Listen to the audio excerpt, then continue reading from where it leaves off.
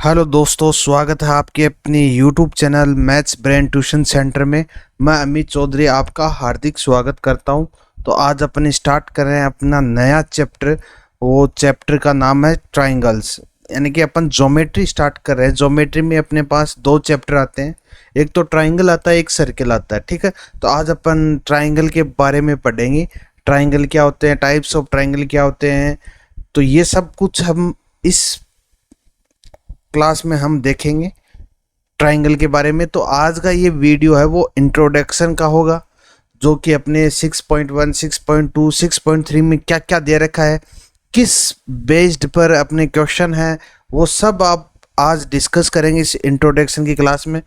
तो बिना किसी देरी के हम स्टार्ट कर रहे हैं अपनी जो इंट्रोडक्शन की क्लास है। Chapter 6 triangles. चैप्टर 5 तक अपन ने कंप्लीट कर लिया था, तो किसी ने अगर नहीं देखे हैं तो डिस्क्रिप्शन में लिंक दे रखे हैं सभी क्लासेस के, तो वहाँ पे जाके आप देख सकते हो किसी भी चैप्टर का। ठीक है, तो आई होप ये आपको समझ में आ गया होगा। ठीक है, तो फिर चलते हैं। सबसे पहले एक काम कर देना, ताकि मुझे भी थोड़ा सा क्या है कि मनोबल बढ़े मेरा भी, कि ज़्यादा से ज़्यादा आप वीडियो को शेयर कर दीजिए अपने क्लासमेट्स के साथ। ठीक है, तो फिर चलते हैं अपने स्टार्ट करते हैं अपना चैप्टर 6 ट्राइंगल। अब ट्राइंगल की बात आती है, सबसे पहले यही पता होना चाहिए ट्राइंगल होता क्या है। तो ट्राइंगल अपना क्या होता है, एक क्लोज्ड फिगर विद 3 साइड्स। ठीक है, यानी कि कोई भी क्लोज्ड फिगर है, जैसे ये फिगर है अपने पास क्लोज्ड फिगर, और उसकी साइड कितनी होनी चाहिए, 3 साइड, तो वो क्या होता है, ट्राइंगल होता है। तो ये तो आपको पता है, पिछली क्लास में भी आप पढ़ के आए हो। ठीक है, टाइप्स ऑफ ट्राइंगल भी आपने पढ़ा है 9th में। फिर से मैं एक बार रिवाइज करवा देता हूँ। टाइप्स ऑफ ट्राइंगल दो बेस पे होते हैं। कौन कौन से बेस होता है उनका, एक तो टाइप्स ऑफ ट्राइंगल होते हैं उनके साइड, बेस्ड ऑन साइड। ठीक है, एक होता है एंगल। तो सबसे पहले हम बात कर लेते हैं types of triangle by sides. ठीक है, तो सबसे पहले अपने होता है इक्विलेटरल ट्राइंगल। अब इक्विलेटरल ट्राइंगल क्या होता है, ऑल 3 साइड्स आर इक्वल, यानी कि ऐसा ट्राइंगल जिसकी तीनों साइड क्या होती हैं, बराबर होती हैं। ऑल साइड्स आर इक्वल, उसको क्या बोलते हैं, इक्विलेटरल ट्राइंगल। और इक्विलेटरल ट्राइंगल की एक और खासियत होती है, सभी एंगल कितना होता है, 60 डिग्री के होते हैं, सभी के सभी एंगल।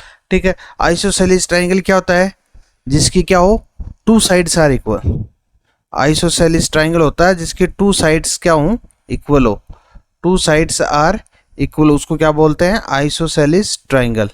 इक्विलेटरल का मतलब इक्वल, यानी कि तीनों साइड इक्वल। आइसो का मतलब होता है 2, तो 2 साइड्स आर इक्वल। स्केलिन का मतलब होता है कुछ भी नहीं, विषम, तो इसका मतलब क्या हुआ, नो साइड्स आर इक्वल, यानी कि इसमें किसी भी प्रकार की कोई भी साइड्स है वो इक्वल नहीं होती है। नो साइड्स आर इक्वल, तो उसको क्या बोलते हैं, स्केलियन ट्राइंगल। आई होप ये आपको समझ में आ गया होगा। 3 टाइप्स के ट्राइंगल होते हैं साइड के बेस्ड पर। ठीक है, और 3 ही टाइप्स के ट्राइंगल होते हैं एंगल की बेस पर। और वो क्या क्या होते हैं, वो अभी यहाँ देख लीजिए। सबसे पहले होता है एक्यूट एंगल। एक्यूट एंगल क्या होता है, ऐसा ट्राइंगल जो जिसका एंगल क्या होता है, तीनों एंगल होते हैं 0 से तो बड़े होते हैं। ठीक है, लेकिन 90 डिग्री से क्या हो, छोटे होते हैं। ठीक है, आई होप समझ में आ गया होगा। एक्यूट ट्राइंगल वो होता है जिसके तीनों एंगल क्या हो, 0 से तो बड़े होने चाहिए लेकिन 90 डिग्री से छोटे होने चाहिए, उसको क्या बोलते हैं, एक्यूट ट्राइंगल।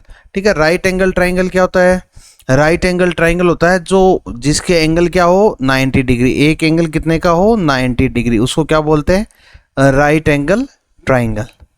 ठीक है, ये भी आपको पता है। ऑब्ट्यूज एंगल क्या होता है, ऑब्ट्यूज एंगल ट्राइंगल ऐसा ट्राइंगल होता है जिसमें एक एंगल क्या हो, 90 डिग्री से बड़ा होना चाहिए लेकिन 180 डिग्री से क्या हो, छोटा हो, उसको क्या बोलते हैं, ऑब्ट्यूज ट्राइंगल। आई होप ये आपको समझ में आ गया होगा। ठीक है, 3 टाइप्स के ट्राइंगल होते हैं एंगल के बेस्ड पे भी। एक्यूट ट्राइंगल जो 0 से बड़ा, 90 से छोटा। राइट ट्राइंगल एक एंगल कितना होना चाहिए, 90 डिग्री होना चाहिए। ऑब्ट्यूज ट्राइंगल, ऑब्ट्यूज ट्राइंगल में एक जो एंगल होता है वो 90 डिग्री से तो बड़ा होना चाहिए लेकिन 180 डिग्री से छोटा होना चाहिए, ठीक है। इसके बाद और भी आते हैं straight triangle, straight angle triangle, जो क्या होता है 180 डिग्री, ठीक है। एंगल होते हैं वो तो कोई दिक्कत नहीं है, वहां तक हमें नहीं, अपने को 3 टाइप्स के हैं वो अपने को पता चल गए हैं। अब अपने पास है कॉन्ग्रुएंट फिगर और सिमिलर फिगर, इसमें क्या डिफरेंस होता है। तो सबसे पहले बात कर लेते हैं अपन कॉन्ग्रुएंट फिगर, जो कि 9th क्लास में हम पढ़ के आए। एक चैप्टर पूरा का पूरा कॉन्ग्रुएंट पर अपना बेस्ड था ट्राइंगल का, ठीक है। तो आई होप आपने सभी ने अच्छे से पढ़ा होगा। अगर नहीं भी पढ़ा है तो अपनी क्लास पे वीडियो अपलोड है 9th क्लास के भी, तो वहाँ पे जाके आप देख सकते हैं कॉन्ग्रुएंट क्या चीज़ होती है। लेकिन थोड़ा सा बेसिक चीज़ें मैं यहाँ पर भी आपसे डिस्कस कर लेता हूँ, ठीक है। कॉन्ग्रुएंट फिगर क्या होता है, those figure that have same shape, यानी कि क्या होती है, शेप क्या होती है सेम, और साइज भी क्या होती है सेम। यानी कॉन्ग्रुएंट कौन से होते हैं, जिनकी शेप और साइज दोनों ही क्या हो, सेम हो, उसको क्या बोलते हैं, कॉन्ग्रुएंट फिगर। जैसे एग्जांपल में आप देख रहे हो, यहाँ पर ये स्क्वायर है, ठीक है, यहाँ पर भी स्क्वायर है, यानी कि शेप तो बराबर है, कोई दिक्कत नहीं है। साइज भी बराबर है इनकी, यानी कि शेप भी बराबर है, साइज भी बराबर, उसको क्या बोलते हैं, कॉन्ग्रुएंट। तो ये क्या है, आपस में कॉन्ग्रुएंट है, ठीक है। आई होप ये आपको समझ गए। ऐसे ये ट्राइंगल दे रखा है अपने को, ठीक है, एक ट्राइंगल ये है, एक ट्राइंगल ये है। अब ये भी दोनों साइज इनकी भी बराबर है, ठीक है, और शेप भी बराबर है। ऐसे ही यहाँ पर अपने को सर्कल दे रखा है, ठीक है, इनका भी क्या है कि ये भी बराबर है। ये अपने क्या हो गए, एग्जाम्पल हो गए। अब सिमिलर फिगर क्या होते हैं, सिमिलर फिगर वो होते हैं जिनका क्या होता है, सिर्फ और सिर्फ शेप होती है वो सेम होती है, शेप होती है वो क्या होती है, सेम होती है, बाकी डिफरेंट होता है। यानी कि those figure that have same shape is called figures. I hope ये समझ में आ गया होगा। अब यहां पर देखिए, ये भी स्क्वायर है और ये भी स्क्वायर है, दोनों स्क्वायर है, यानी कि शेप तो सेम हो गई, लेकिन इनकी साइज सेम नहीं है। क्यों नहीं है, क्योंकि ये जो स्क्वायर है ये तो बड़ा स्क्वायर है, ये क्या है, छोटा स्क्वायर है। इसका मतलब साइज इक्वल नहीं है। क्या इक्वल है, सिर्फ शेप, और वो शेप क्या है, स्क्वायर। तो ये दोनों स्क्वायर है, कोई दिक्कत नहीं है। यहाँ पे ये सर्किल है और ये भी सर्किल है, ठीक है, ये भी सर्किल है, ये बड़ा सर्किल है, ये छोटा सर्किल है, लेकिन है तो सर्किल ही।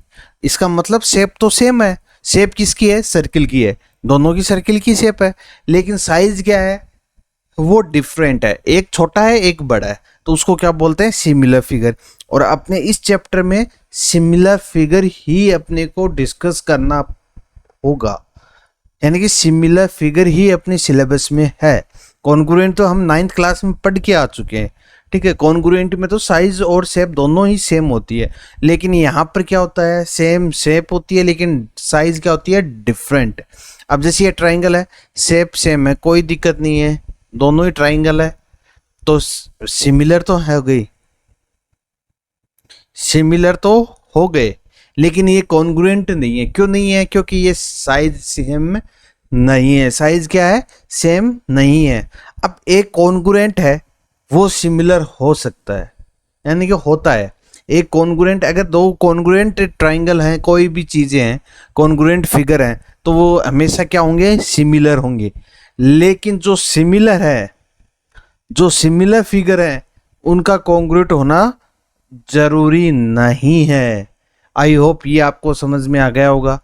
क्यों नहीं है, क्योंकि अब ये है, ये कॉन्ग्रुएंट है तो ये सिमिलर भी है, ये कॉन्ग्रुएंट है तो सिमिलर भी है, क्योंकि सेम शेप है, सिमिलर तो होने ही है। लेकिन यहाँ पे ये क्या है, सिमिलर तो फिगर है लेकिन ये कॉन्ग्रुएंट नहीं है। क्यों नहीं है, क्योंकि साइज क्या है, डिफरेंट। आई होप ये आपको समझ में आ गया होगा। तो चलिए फिर आगे बढ़ते हैं। सिमिलर और कॉन्ग्रुएंट में आपको डिफरेंस पता लग गया है। अब सिमिलरिटी ऑफ ट्राइंगल, अब अपने 9th क्लास में कॉन्ग्रुएंसी ऑफ ट्राइंगल देखा था अपन ने, ठीक है। तो यहाँ पर सिमिलरिटी ऑफ ट्राइंगल देखेंगे, ठीक है।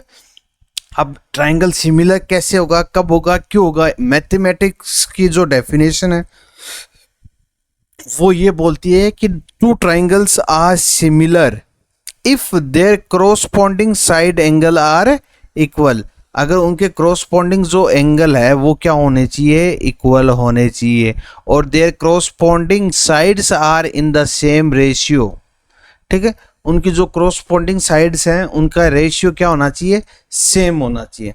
जैसे मैं एग्जांपल ले लेता हूँ एक आपसे रफ डायग्राम बना के, जैसे ये अपने पास ट्राइंगल है और एक ये अपने पास ट्राइंगल, ये ए बी सी ट्राइंगल, इसको नोटेशन दे दिया, इसको पी क्यू आर दे दिया।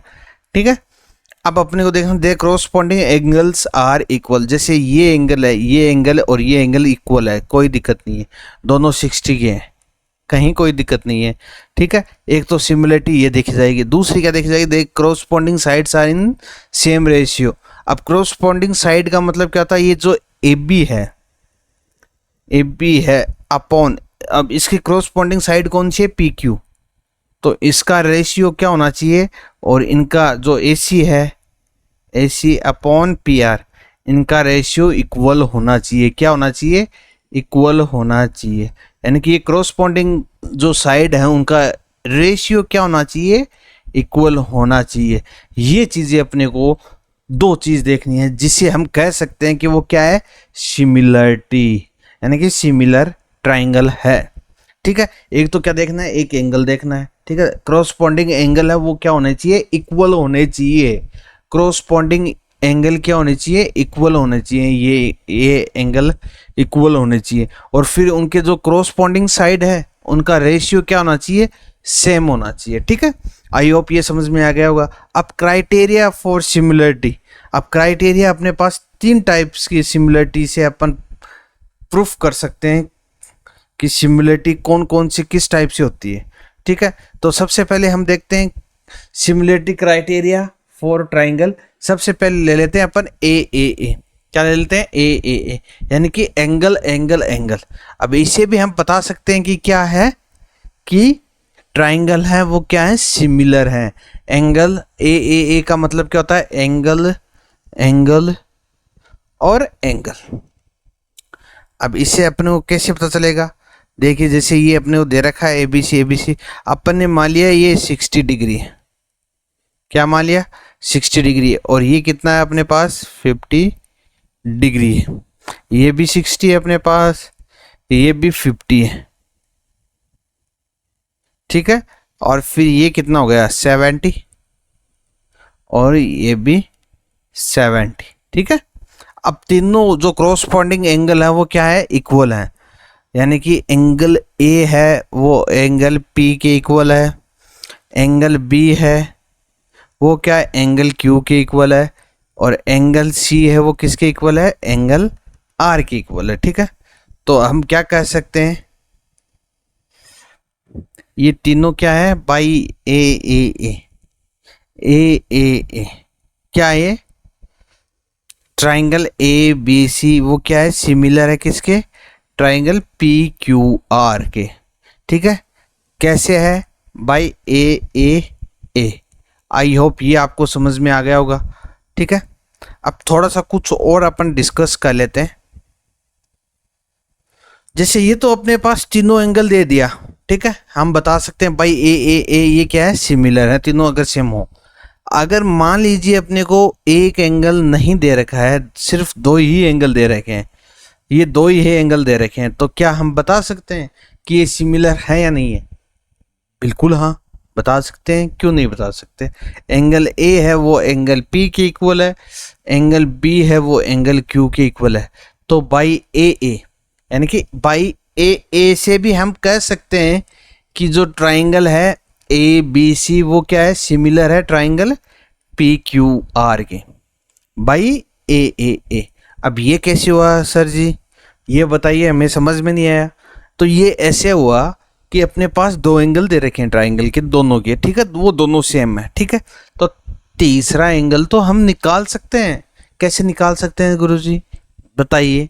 अरे मूर्खो, आपको पता है कि the sum of angle of triangle is 180, यानी कि जो ट्राइंगल के एंगल होते हैं उनका सम कितना होता है, 180 होता है। तो 2 एंगल अपने को दे रखा है, तीसरा एंगल निकालना है।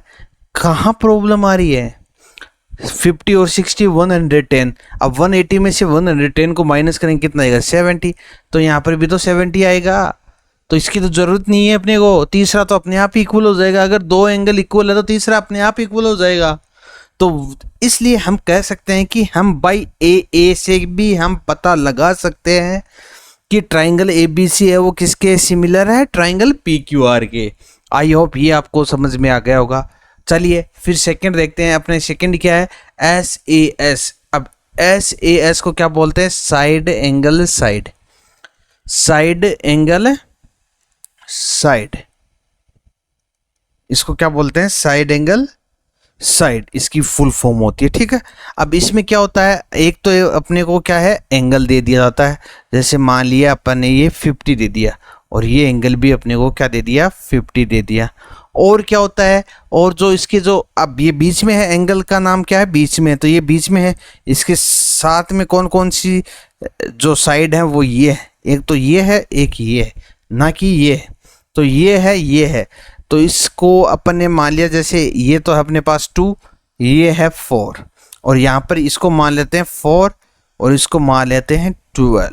ठीक है, अब साइड एंगल साइड अपने को दे रखा है। ठीक है, तो पहली बात तो अपन लिख सकते हैं कि एंगल ए है वो किसके इक्वल है, एंगल पी के। ठीक है, यहाँ तक तो आपको कोई दिक्कत नहीं आई होगी। अब क्रॉसपोंडिंग साइड्स के रेशियो है वो देखते हैं वो इक्वल है या नहीं है। तो क्रॉसपोंडिंग साइड्स कौन सी हो गई, जैसे इस ट्राइंगल की तो ए बी हो गई क्रॉसपोंडिंग, और इसके क्रॉसपोंडिंग कौन सी हो जाएगी पी क्यू। तो ये कितना, ए बी अपने पास कितना दे रखा है 2, ठीक है, और पी क्यू अपने पास कितना दे रखा है 4। अब इसको अगर काटा पीटी करेंगे 2 1 जा 2, 2 2 जा 4, तो यहाँ पर अपने पास क्या आ गया 1/2। आई होप यहाँ तक आपको कोई दिक्कत परेशानी नहीं आई होगी।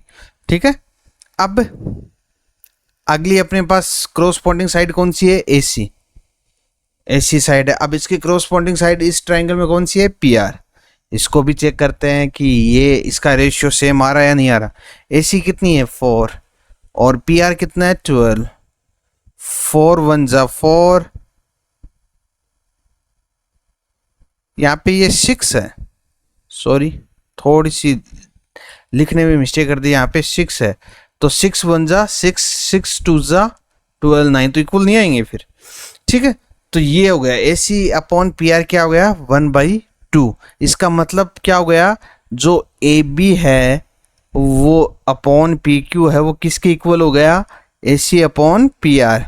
तो यहाँ से हम कह सकते हैं, क्या कह सकते हैं कि जो ट्राइंगल ए बी सी है वो क्या है, सिमिलर है triangle P Q are. I hope ये आपको समझ में आ गया होगा कैसे है। एक तो एंगल दे दिया अपने को और दो साइड दे दी, अगर वो side corresponding ratio of corresponding sides अगर इक्वल है और एक एंगल इक्वल है तो हम क्या कह सकते हैं कि वो फिगर हैं दोनों क्या हैं, सिमिलर है। आई होप ये आपको समझ में आ गया होगा। चलिए फिर नेक्स्ट देखते हैं, नेक्स्ट क्राइटेरिया क्या है सिमिलरिटी का, वो है अपने पास एस एस एस, यानी कि side side side, side side और साइड। अब इसमें एंगल का कोई लेना देना नहीं है, अपने को साइड से बताना है कि ये ट्राइंगल है ये सिमिलर है या नहीं है। जैसे अपने को मेजरमेंट दे दिया, जैसे 2 ये 4 ये 3, ठीक है। अब यहाँ पर दे दिया अपने को ये 6 ये 12 ये 9, ठीक है, ये अपने को दे दिया। अब अपने को पता लगाना है कि ये सिमिलर है या नहीं है। तो अपने को साइड दे रखी है तो इनकी क्रॉसपोंडिंग साइड के रेशियो देखते हैं क्या इक्वल आते हैं या नहीं आते हैं। तो ए बी, अब ए बी के क्रॉसपोंडिंग साइड कौन सी है, पी क्यू, ठीक है। अब इनका देखते हैं क्या आता है, ए बी कितना है अपने पास 2 और पी क्यू कितना अपने पास 6, तो 2 1 जा 2, 2 3 जा 6, तो ये कितना आ गया 1/3। अब अगली देखते हैं क्रॉसपोंडिंग बी सी। अब बी सी के क्रॉसपोंडिंग इस ट्राइंगल में कौन सी है, क्यू आर। अब इनको वैल्यू पुट करते हैं, इनकी क्या आता है 3 अपॉन क्यू आर कितना 9, 3 1 जा 3, 3 3 जा 9, ठीक है, तो ये भी 1/3 आ गया। अब ऐसे एक और साइड अपने पास वो भी देख लेते हैं, ए सी। अब एसी की करस्पॉन्डिंग साइड कौन सी है, पी आर। अब ये भी देख लेते हैं, एसी कितना है 4 और पी आई कितना है 12, 4 1 जा 4, 4 3 जा 12, ये भी कितना आ रहा है 1/3। तो इससे हम क्या कह सकते हैं कि जो A B upon P Q है उसका रेशियो इक्वल है किसके, B C upon Q R के, is equal to A C upon P R के। तो इससे हम क्या कह सकते हैं, अगर इनका रेशियो इक्वल आ गया, तीनों साइड का रेशियो अगर इक्वल आ गया, तो ट्राइंगल ए बी सी है वो क्या है, सिमिलर है ट्राइंगल पी क्यू आर के। ये जो मैं कॉन्सेप्ट बता रहा हूँ ये सब के सब एक्सरसाइज में काम आएंगे, इसलिए बता रहा हूँ मैं। जो ये जो आप इसे इंट्रोडक्शन की क्लास समझ गए, अगर लेफ्ट कर दोगे तो आपके लिए नुकसान है। तो ये अगर समझ लिया तो आपको एक्सरसाइज समझाने की ज़रूरत नहीं है, आप अपने आप भी कर सकते हो एक्सरसाइज, अगर इंट्रोडक्शन की क्लास आपने अच्छे से देख ली तो। आई होप ये आपको समझ में आ गया होगा। चलिए नेक्स्ट देखते हैं। नेक्स्ट अपने पास क्या है, बेसिक प्रोपोर्शनलिटी थ्योरम, बीपीटी। अब ये बीपीटी क्या होती है, थेल्स थ्योरम क्या होती है, सबसे इंपॉर्टेंट है। एक एक्सरसाइज तो इसी पे ही है पूरी, जैसे 6.2 है वो पूरी की पूरी इस बीपीटी पे ही बेस्ड है एक्सरसाइज। अब अगर इसको समझ लिया आपने बेसिक प्रोपोर्शनलिटी थ्योरम को, तो समझ लीजिए 6.2 के 10 क्वेश्चन है, 10 के 10 आपको आ गए बस। तो इसको समझना अपने को, ठीक है। अब ये क्या दे रखा है, थ्योरम अपनी क्लास की जो बुक है एनसीईआरटी बुक, उसमें थ्योरम दे रखी है 6.1।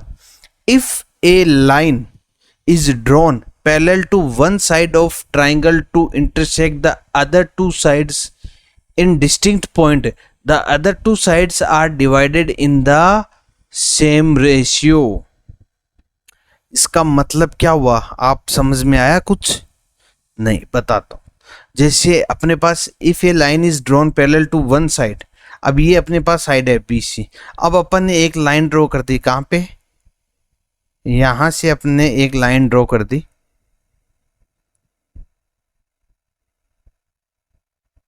ये लाइन ड्रॉ कर दी, ठीक है, कोई दिक्कत नहीं है। ये लाइन अपने पास हो गई, ये दूसरी लाइन पर अदर टू साइड्स आर, देख लिए other two sides in distinct point, ये मिल गई। तो अपन यहां पर मार्क कर देते हैं, क्या मार्क करेंगे, इसको D और इसको E, ये मार्क कर दिया अपन ने, ठीक है।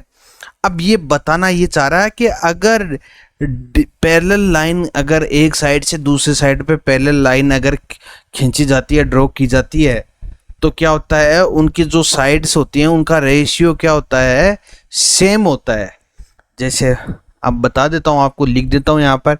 अब ये अपने को दे रखा है कि DE है वो क्या है, पैरेलल है किसके, BC की। सबसे पहले तो यही बात अपने को पता होना चाहिए, अगर ये DE पैरेलल है BC के, तो इसका मतलब क्या हुआ, जो ये AD है और ये क्या है अपने पास BD, इनका रेशियो क्या है, इक्वल है, किसके इक्वल है, AE अपॉन EC के। बस ये अपनी थ्योरम बोलती है, और इसी थ्योरम पर आपको घुमा घुमा के सवाल पूछे जाएंगे 6.2 में, ठीक है। थ्योरम क्या कहती है, अगर ये पैरेलल है इस लाइन के, तो ये जो डिस्टिंक्ट पॉइंट है, जो AD है BD है, इनका रेशियो किसके इक्वल है, AE और EC के रेशियो के इक्वल है। बस यही दे रखा है, ठीक है। अब एग्जाम्पल के लिए मैं आपको बता दूं कि इससे कैसे क्वेश्चन बन सकते हैं।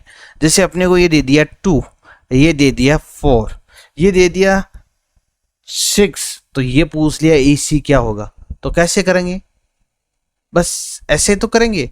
AD है, AD क्या वैल्यू है अपने पास 2, BD कितना है 4, इज इक्वल टू AE कितना अपने पास 6 और EC क्या है x, बस इसको क्रॉस मल्टीप्लाई कर देंगे, 2x is equal to 6 into 4। अब 2 को इधर ट्रांसफर कर देंगे, यानी कि 6 इंटू 4 अपॉन 2, 2 1 जा 2, 2 2 जा 4, x is equal to 12, x कितना गया 12 आ गया। तो आई होप ये आपको समझ में, ये सिर्फ मैंने एग्जांपल बताया, लेकिन आपको मेन चीज़ क्या है, ये जो थ्योरम है इसको आपको याद रहनी चाहिए।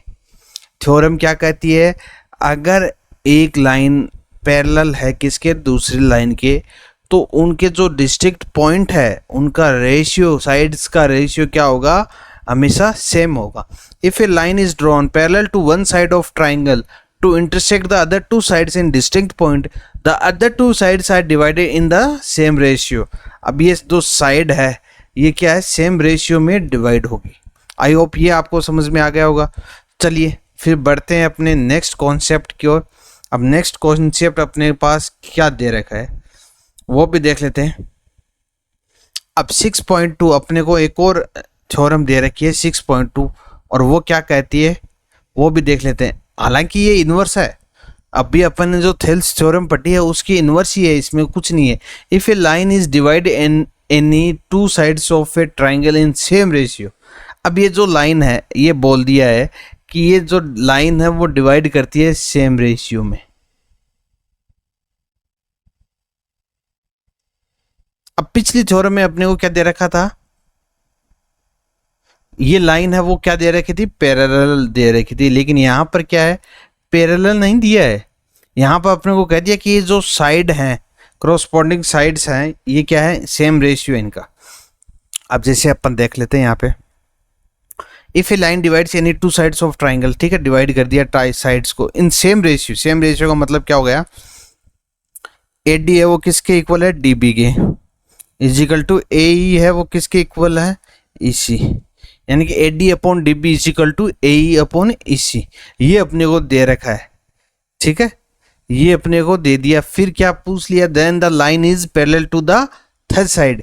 तो इसका मतलब क्या हुआ, फिर अगर ये इक्वल है अपने पास, ये अगर इक्वल है तो अपने पास क्या होगा, जो डी ई है वो किसके पैरेलल हो जाएगी, लाइन अपने बी सी के। बस ये इनवर्स है ये, यानी कि जो थेल्स थ्योरम है उसका इनवर्स है ये।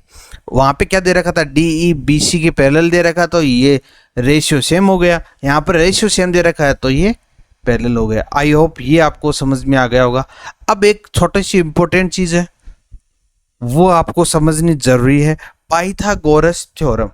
अब ये पाइथागोरस थ्योरम क्या होती है, ये आपको पता है, 90 डिग्री पे जो राइट एंगल ट्राइंगल होता है उसी पे ही ये होती है, अन्यथा ये नहीं होती है, ठीक है। पाइथागोरस लागू ही राइट एंगल ट्राइंगल पे होती है, ठीक है। ये अपने पास कोई राइट एंगल ट्राइंगल है, ये 90 डिग्री है ही, ठीक है। यहाँ तक आपको कोई दिक्कत नहीं। A C square is equal to A B square plus B C square, ये भी आपको पता है, छोटी क्लासों में आप पढ़ चुके हो, लेकिन अपन थोड़ा सा डेप्थ में बात करेंगे। वो क्या बात करेंगे, जैसे अपने को ये दे रखा है और अपन ने एक लाइन ड्रॉ कर दी है यहाँ पर, ठीक है, ये परपेंडिकुलर ड्रॉ कर दिया, ठीक है, और ये एंगल कितना है, 90 डिग्री का है, और ये एंगल भी 90 डिग्री का, ठीक है। अब अपने पास जो ये ट्राइंगल है A B C, triangle A B C, ये पूरा ट्राइंगल है वो किसके सिमिलर है, ए डी बी की, और वो क्यों है वो देखते हैं।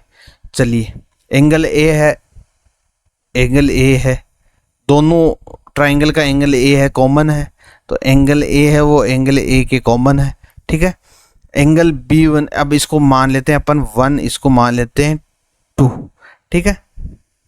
ऐसे तो अपने को समझ में नहीं आएगा। एंगल बी है वो क्या है, किसके इक्वल है, 1 के इक्वल है। एंगल बी है वो किसके इक्वल है, 1 के इक्वल है, यानी कि ये पूरे ट्राइंगल है, ये 90 डिग्री का है, ठीक है। एंगल बी ये किसके इक्वल है, ये देखिए अपने ये ट्राइंगल लिया है, ठीक है, तो ये 1 के इक्वल है। तो इसका मतलब क्या हो गया, ये जो ट्राइंगल है ये छोटे वाला, ये किसके सिमिलर हो गया, बड़े वाले के सिमिलर हो गया, ठीक है।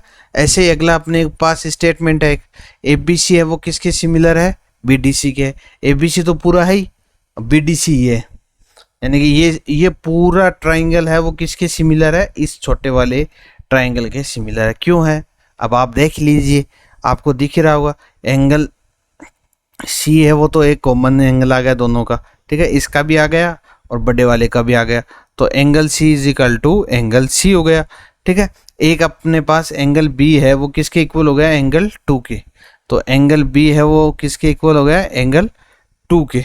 तो यहाँ से अपने ये बी क्या है, अगर अपने को ये याद रखना है कि अगर राइट एंगल ट्राइंगल है और उस पर परपेंडिकुलर ड्रॉ हो गया तो बड़े वाले जो ट्राइंगल है वो सिमिलर होता है, दोनों छोटे वालों ट्राइंगल के सिमिलर होता है। और थर्ड प्रॉपर्टी क्या होती है, वो थर्ड प्रॉपर्टी होती है जो दोनों ट्राइंगल हैं ये क्या है, आपस में सिमिलर है। आपस में क्या है, ये दोनों ट्राइंगल सिमिलर है। कैसे है, क्योंकि इसे हम कह सकते हैं एबीसी है वो एडीबी के सिमिलर है, एबीसी है वो बीडीसी के है, तो अपन कह सकते हैं कि एडीबी है वो बीडीसी के इक्वल है। ये थोड़ी सी कॉन्सेप्ट था, ये आपको समझना चाहिए था, याद रहना है चाहिए, ठीक है। इससे अलावा और कुछ भी नहीं है। एक चीज़ और है वो भी आपको मैं समझा देता हूँ, वैसे मैंने पीपीटी के फॉर्म में नहीं लिया है। Area of similar triangle. अब एरिया ऑफ सिमिलर ट्राइंगल वो भी थोड़ा सा मैं आपको समझा देता हूँ। एरिया ऑफ सिमिलर ट्राइंगल, अब एरिया अगर निकालना हो सिमिलर ट्राइंगल का तो वो कैसे निकालेंगे। जैसे ये ट्राइंगल अपने को दे रखा है, एक ये ट्राइंगल अपने को दे रखा है, ये ए बी सी, ये पी क्यू आर, ये ट्राइंगल अपने को दे रखा है। तो इनके अगर ये दोनों क्या है, सिमिलर ट्राइंगल है, ट्राइंगल ए बी सी है वो क्या है, सिमिलर है ट्राइंगल पी क्यू आर के। तो इनका एरिया का रेशियो किसके इक्वल होगा, तो area of triangle A B C upon area of triangle P Q R, वो किसके इक्वल होंगे वो देख लीजिए। बस ये थोड़ा सा याद रखना है आपको। ये साइड क्या है, A B upon P Q का square is equal to B C upon Q R का square is equal to A C upon P R का स्क्वायर। बस ये याद रखना है, यानी क्रॉसपोंडिंग साइड्स की जो रेशियो है उनके स्क्वायर के इक्वल होता है किसका, जो सिमिलर ट्राइंगल का रेशियो है, ठीक है। अब यहाँ से अपने पास क्वेश्चन घुमा घुमा के पूछ सकता है, वो कैसे भी पूछ सकता है। दोनों ट्राइंगल का एरिया दे दिया, फिर अपने को एक साइड दे दी तो एक साइड पूछ ली, ऐसे अपने को कुछ भी घुमा के पूछ सकता। तो ये आपको याद होना चाहिए, ठीक है। तो अपनी इंट्रोडक्शन की क्लास यहीं तक थी। अगर आपको क्लास पसंद आई है तो क्लास को लाइक ज़रूर करना और अपने दोस्तों के साथ शेयर ज़रूर करना। तो आई होप आपको अच्छे से समझ में आ गया होगी क्लास पूरी, ठीक है। क्लास अगर समझ में आपको आ रही है तो आपको इतना तो फ़र्ज़ आपका बनता है कि आप क्लास को लाइक करें और अपने दोस्तों के पास ज़्यादा से ज़्यादा शेयर करें। अगर कहीं कोई प्रॉब्लम है किसी भी कॉन्सेप्ट में, किसी भी टाइप में, किसी भी क्वेश्चन में आपको अगर प्रॉब्लम आती है तो आप बेझिझक हो कि मेरे को व्हाट्सएप पर मैसेज कर सकते हैं, आराम से पूछ सकते हैं, या कमेंट बॉक्स में कमेंट करके भी आप बता सकते हैं मेरे को कि हाँ मेरे को यहाँ पे प्रॉब्लम है। तो मैं जो जैसे नेक्स्ट क्लास लूँगा उससे पहले आपकी ये जो प्रॉब्लम है वो सोल्व करके ही नया आगे कुछ पढ़ाऊँगा। तब तक मैं कुछ भी नहीं पढ़ाऊँगा जब तक आपकी प्रॉब्लम सोल्व नहीं होती है। चाहे एक स्टूडेंट की प्रॉब्लम हो चाहे 1000 स्टूडेंट की प्रॉब्लम हो, उससे मेरे को कोई फ़र्क नहीं पड़ता। मेरे को हर एक एक सिंगल जो मेरा स्टूडेंट है जो मेरे से पढ़ रहा है, मेरे को उन सभी स्टूडेंट की फिक्र है। तो उनमें से किसी के भी अगर प्रॉब्लम आती है तो मैं आपके लिए दिन रात हाजिर हूँ, 24 आवर आपके लिए मैं हाजिर हूँ, कोई दिक्कत नहीं, कहीं भी आप पूछ सकते हो आप, ठीक है दोस्तों। फिर चलते हैं, अपन मिलते हैं कल अपनी नेक्स्ट क्लास यानी कि एक्सरसाइज 6.1 के साथ। तब तक के लिए bye, good night, take care.